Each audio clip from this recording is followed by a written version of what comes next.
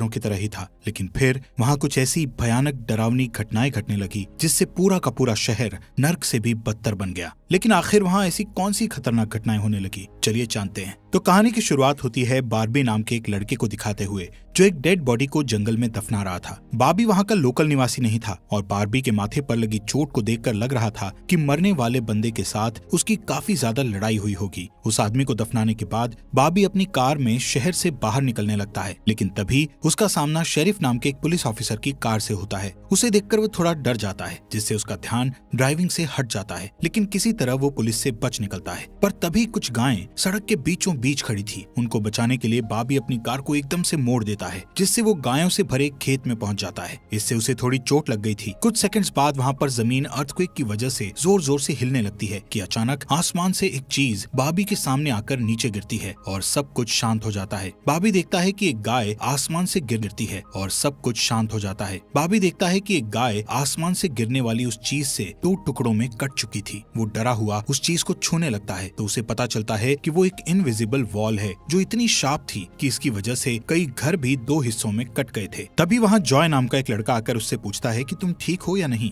वो भी उस इनविजिबल दीवार को देखकर शॉक्ड रह जाता है। दूसरी तरफ शेरिफ और लिंडा को खबर मिलती है कि उस पूरे टाउन की पावर सप्लाई कट गई है, फोन लाइंस बंद हो गई हैं और इंटरनेट भी काम नहीं कर रहा है। यहाँ तक कि सारे सैटेलाइट कनेक्शंस भी काम करना बंद कर गए थे। तभी शहर के ऊपर से उड़ रहा एक प्लेन उस इनविजिबल वॉल से टकराकर क्रैश हो जाता है, जिसे देखकर लोग और भी ज्यादा घबरा गए थे। और ये बात कंफर्म हो जाती है कि ये सिर्फ एक इनविजिबल दीवार नहीं बल्कि एक राउंड शेप डोम यानी गुम्बद है जिसने आधे शहर को कवर कर लिया है। वहीं दूसरी साइड हम एक रेडियो स्टेशन पर फिल और उसकी असिस्टेंट डोडी को देखते हैं जो सिग्नल लाने की कोशिश कर रहे थे। वो दोनों थोड़ा कंफ्यूज थे कि अचानक सिग्नल क्यों चला गया। यहाँ पर फिल को लगता है कि ये अच्छा मौका है उनकी रेडियो रेटिंग्स को हाई करने का, इसलिए वो दोनों सिग्नल को ठीक करने में लग जाते हैं। वहीं एक फायर ट्रक डोम की दूसरी तरफ से आ रहा था, जिसे देख बार्बी ट्रक वाले को इस इनविजिबल वॉल की तरफ इशारा करता हुआ उसे रुकवाकर क्रैश होने से बचा लेता है। थोड़ी देर बाद वहाँ इन्वेस्टिगेशन करने के लिए कुछ पुलिस वाले आते हैं, पर इस इनविजिबल डोम को समझना उनके बस की बात नहीं थी। उसी समय वहाँ पर एक शहर का काउंसिलमैन जिसका नाम बिग जिम था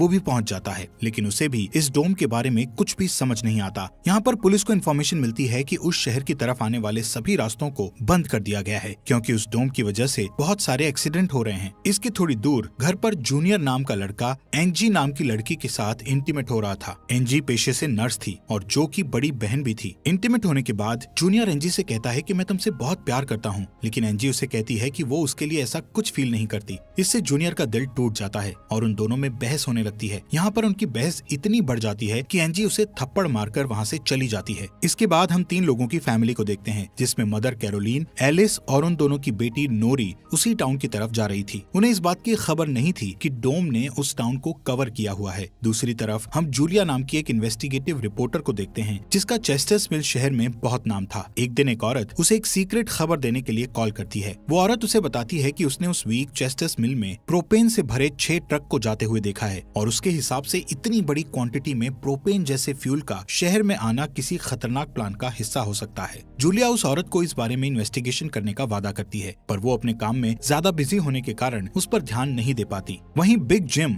रेडियो स्टेशन जाकर इमरजेंसी की अनाउंसमेंट करता है। कैरोलीन जो एलिस और नॉरी के साथ शहर में आ रही थी ये अनाउंसमेंट सुन लेती है, पर उन्हें लगता है कि ये किसी तरह का एडवर्टीजमेंट है, इसलिए वो इस अनाउंसमेंट पर ध्यान नहीं देती और उनकी कार डोम से टकराते टकराते बचती है क्योंकि उससे पहले दूसरी तरफ से आ रहा एक ट्रक डोम से टकराकर क्रैश हो जाता है, जिसे देखकर वो तुरंत अपनी कार के ब्रेक लगा देती है। इतने बड़े इंसिडेंट को देखकर नॉरी के दौरे पड़ने लगते हैं, जिससे वो बेहोश हो जाती है, लेकिन बेहोश होने से पहले वो किसी पिंक स्टार के बारे में कहती है। अब यहाँ से नॉरी को जल्दी से हॉस्पिटल में ले जाया जाता है, जो कि टाउन में होने वाली घटनाओं से घायल हुए लोगों से भरा पड़ा था। वहीं जूलिया और बार्बी घायल हुए लोगों को हॉस्पिटल ला रहे थे। इसी हॉस्पिटल में जूलिया का हस्बैंड भी डॉक्टर था। वो उससे मिलने जाती है, लेकिन उस वक्त उसका हस्बैंड हॉस्पिटल में नहीं था। हॉस्पिटल में जूलिया को पता चलता है कि उसका हस्बैंड संडे को कभी काम नहीं करता था, पर वो जूलिया को हमेशा झूठ बोलता आ रहा था। हॉस्पिटल के बाहर हम बार्बी और एंजी को मिलते हुए देखते हैं। दोनों को साथ देखकर जूनियर के अंदर एक अलग सी जलन पैदा होती है। वहीं अब टाउन के बॉर्डर्स को सैनिकों द्वारा सील कर दिया जाता है।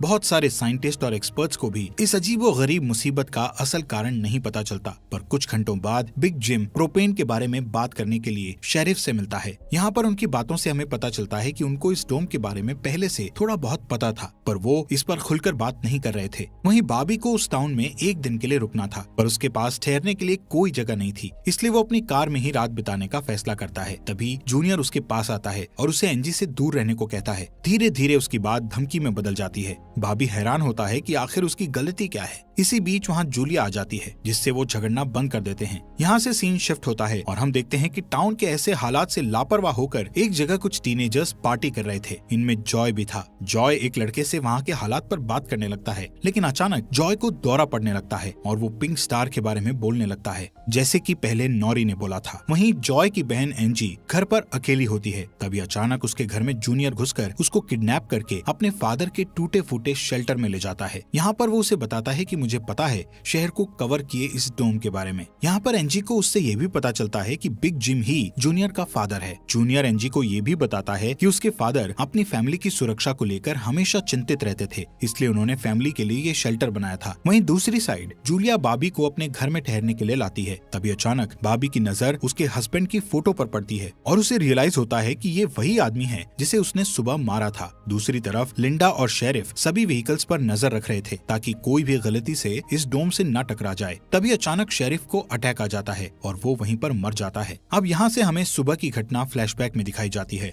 जहाँ बॉबी टाउन में जूलिया के हस्बैंड जो डॉक्टर थे उनसे मिलने आया था। वो उनसे कुछ पेमेंट की बात करता है, पर डॉक्टर उसे पेमेंट देने से इनकार कर देता है, जिस वजह से उन दोनों में झगड़ा हो जाता है और एक्सीडेंटली बॉबी उसे गोली मार देता है। बॉबी जानता था कि भले ही उसने उसे गलती से मारा है, पर उसे इसकी सजा मिलेगी और इससे बचने के लिए उसने उसकी बॉडी को जंगल में दफना दिया। वहीं प्रेजेंट में सुबह उठकर बार्बी देखता है कि उसके गले की चेन गायब है, तो वो जूलिया से इसके बारे में पूछता है। जूलिया उससे कहती है कि वो उसकी चेन को ढूंढकर उसे दे देगी, पर तभी बॉबी को याद आता है कि वो चेन उस केबिन में ही गिर गया था जहाँ उसने उसके पति को मारा था। उधर जॉय अपने फ्रेंड बेन के साथ था, जिसने पिछली रात सीजर के वक्त उसकी मदद की थी। बेन जॉय से पिंक स्टार के बारे में पूछता है, जो उसने रात को दौरा पड़ते वक्त कहा था, लेकिन जॉय को उसके बारे में कुछ भी याद नहीं आ रहा था। वहीं रेडियो स्टेशन में डोडी एक स्पेशल डिवाइस की मदद से डोम के बाहर वाले लोगों से कांटेक्ट करने में सक्सेसफुल हो जाती है। वो सोल्जर्स को आपस में बात करते हुए सुन सकती थी, पर वो उनसे कुछ नहीं कहती। वहाँ सोल्जर्स भी कंफ्यूज थे कि आखिर ये इनविजिबल वॉल क्या है। दूसरी तरफ बिग जिम रेस्टोरेंट में बैठा ब्रेकफास्ट कर रहा होता है कि लिंडा वहाँ आकर उसे शेरिफ के मरने की खबर सुनाती है, जिससे वो लोग तुरंत बंकर में डेड बॉडीज को दफनाने वाले के पास जाते हैं, जिसका नाम लेस्टर था। उधर एंजी शेल्टर में किसी को मदद के लिए बुलाने की पूरी कोशिश करती है, पर वो कामयाब नहीं होती। तभी जॉय वहाँ आता है और उसे चेन के जरिए बेड से बांध देता है। वहीं बिग जिम लेस्टर को अपने साथ लेकर आता है, जो कि शेरिफ का ही दोस्त था। शेरिफ की मौत से वो बहुत दुखी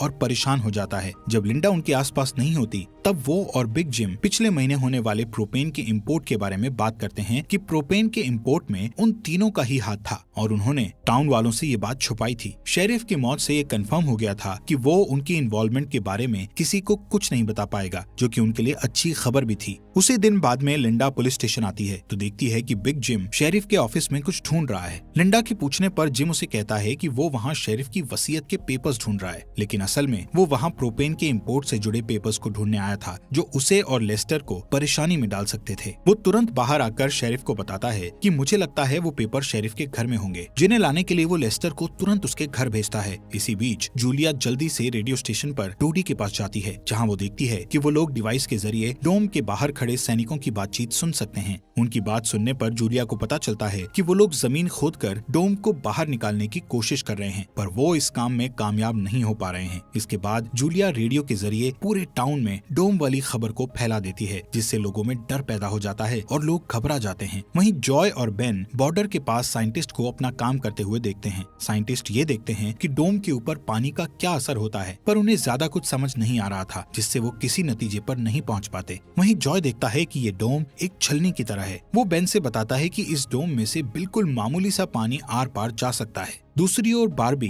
अपनी चेन ढूंढने जूलिया के हस्बैंड डॉक्टर के केबिन में जाता है। वहाँ उसे उसका चेन मिल जाता है, पर तभी जूनियर वहाँ आकर उसे देख लेता है। जूनियर उससे पूछता है कि क्या तुम एंजी के साथ सोए थे। यहाँ पर बार्बी को लगता है कि शायद उसने उसे चेन ढूंढते हुए देख लिया है और इसीलिए वो जूनियर को ऐसे ही वहाँ से जाने नहीं दे सकता था, इसलिए वो जूनियर को बहुत बुरी तरह से पीटने लगता है। वहीं हम देखते हैं कि लेस्टर शेरिफ के घर पहुंचकर प्रोपेन इंपोर्ट के पेपर्स को ढूंढने लगता है। कुछ टाइम बाद उसे वो पेपर्स ड्रॉवर में मिल जाते हैं, तभी वो उन्हें जला देता है। जब वो वहाँ से जाने लगता है तो उसका पैर लगने से पेपर्स की आग घर के पर्दों पर लग जाती है, जिससे आग की लपटें पूरे घर में फैल जाती हैं और पूरा घर जलने लगता है, जिसे देखकर जल्दी ही बहुत सारे लोग जमा हो जाते हैं और आग बुझाने की कोशिश करते हैं, पर फायर ट्रक के बिना आग बुझाना नामुमकिन था। अगर वो लोग घर को जलने देते तो डोम के अंदर का टेम्परेचर बहुत बढ़ जाता, जिससे लोगों की जानें भी जा सकती थी, इसलिए सब मिलकर आग बुझाने में लग जाते हैं। बाबी लोगों को आग बुझाने में लीड करता है। तभी लिंडा को घर के अंदर से लेस्टर की चीखने की आवाजें सुनाई देती है। वो अंदर जाकर उसे घसीट कर बाहर निकाल लाती है और इलाज के लिए डॉक्टर के पास भेज देती है। यहाँ पर लोगों को आग बुझाने में 1 घंटे के बाद भी कामयाबी नहीं मिलती, उल्टा आग और भड़क जाती है।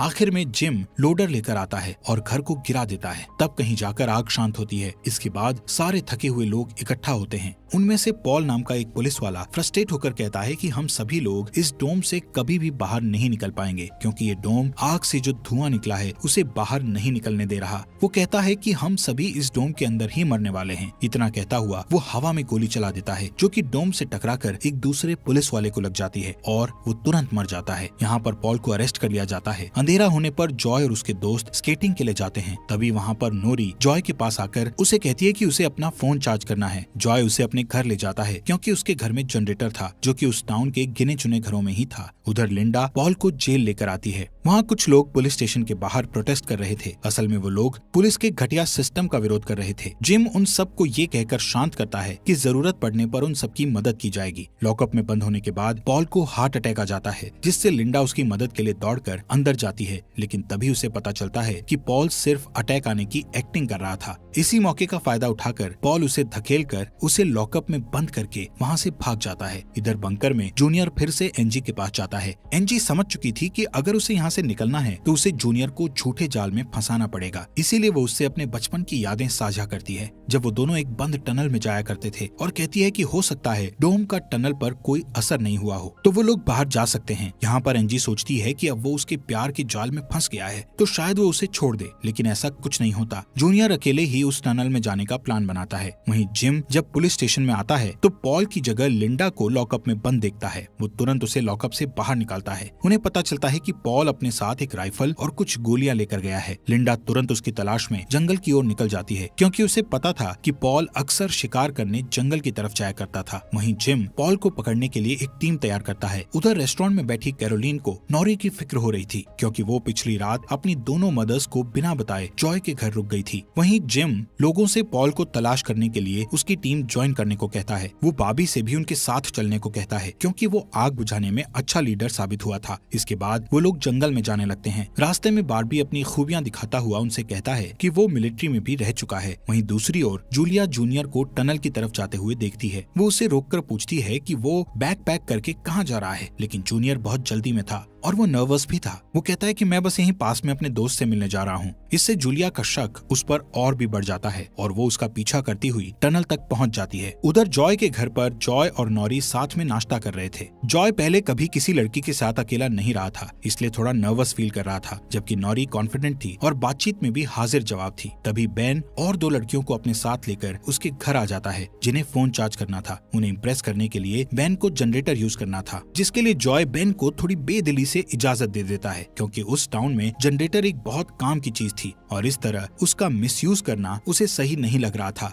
उधर जंगल में हम देखते हैं कि सर्च टीम पॉल को ढूंढ लेती है, पर उसी टाइम पॉल एक लड़के की टांग में गोली मार देता है। दूसरा लड़का भी उसे संभालने के लिए वहीं रुक जाता है, जबकि जिम और बार्बी पॉल के पीछे भागते हैं। दूसरी तरफ जूनियर टनल के आखिरी सिरे पर पहुंच जाता है, जहां पहुंचकर उसे पता चलता है कि डोम ने टनल को भी कवर किया हुआ है। वो दीवार के बिल्कुल करीब पहुंच जाते हैं, जिससे उसकी टॉर्च जलने लगती है। तभी जूलिया वहां आकर उसे वार्न करती है। जूलिया को देखकर जूनियर को बहुत गुस्सा आता है, क्योंकि वो उसका पीछा कर रही थी। इस बात से जूनियर पागलों की तरह उस इनविजिबल वॉल को मुक्के मारने लगता है, जिससे जूलिया उसे रोकती है। फिर दोनों बैठकर बात करने लगते हैं। जूलिया उसे बताती है कि अपने पास्ट में की गई एक गलती की वजह से वो जर्नलिस्ट की इस बेकार सी जॉब में फंस गई है है। उधर जॉय का घर लोगों से भर जाता है जो अपनी अपनी जरूरत के लिए उसके जनरेटर को यूज करने के लिए आए थे। एक बदमाश लड़का लोगों से जनरेटर यूज करने के बदले में पैसे वसूलने की कोशिश करता है जो कि उसका था ही नहीं, लेकिन उसके खिलाफ बोलने की किसी में हिम्मत नहीं थी। ये देखकर नॉरी सब कुछ हैंडल करने के लिए आगे बढ़ती है, पर मामला और भी ज्यादा गर्म हो जाता है। लेकिन इससे पहले कि कुछ गलत होता तभी लाइट ही चली जाती है। नॉरी इस बात से बहुत खुश होती है कि जॉय ने उस बहस में उसका साथ दिया। वहीं जंगल में बॉबी और जिम पॉल तक पहुंच जाते हैं, पर पॉल ने अपनी राइफल निकाल रखी थी जिससे वो जिम को मारने ही वाला था कि तभी पीछे से लिंडा आकर उसे शूट कर देती है। दूसरी साइड कैरोलीन जॉय के घर जाकर अपनी बेटी नोरी से मिलती है। वो नोरी से कहती है कि उसे थोड़ा जिम्मेदार बनना चाहिए। उसकी डांट सुनकर जॉय और नोरी एक दूसरे का हाथ पकड़ लेते हैं जिससे एक स्ट्रेंज स्पार्क पैदा होता है और उसी वक्त दोनों को दौरे पड़ने लगते हैं। वो दोनों एक साथ किसी पिंक स्टार के बारे में बात कर रहे थे। उधर जूनियर शेल्टर में एनजी के पास जाता है, लेकिन इस बार उसके हाथ में फर्स्ट एड किट थी। एनजी उसके जख्मों पर मरहम पट्टी करती है और चुपके से सीजर अपने पास रख लेती है। वहीं हम देखते हैं कि जूलिया और बार्बी दिन भर की थकान के बाद वापस घर लौटते हैं, लेकिन जूलिया जूनियर की बातें सुनने के बाद से ही बार्बी पर शक करने लगी थी और जब बार्बी नहाने जाता है तो जूलिया उसका सामान चेक करने लगती है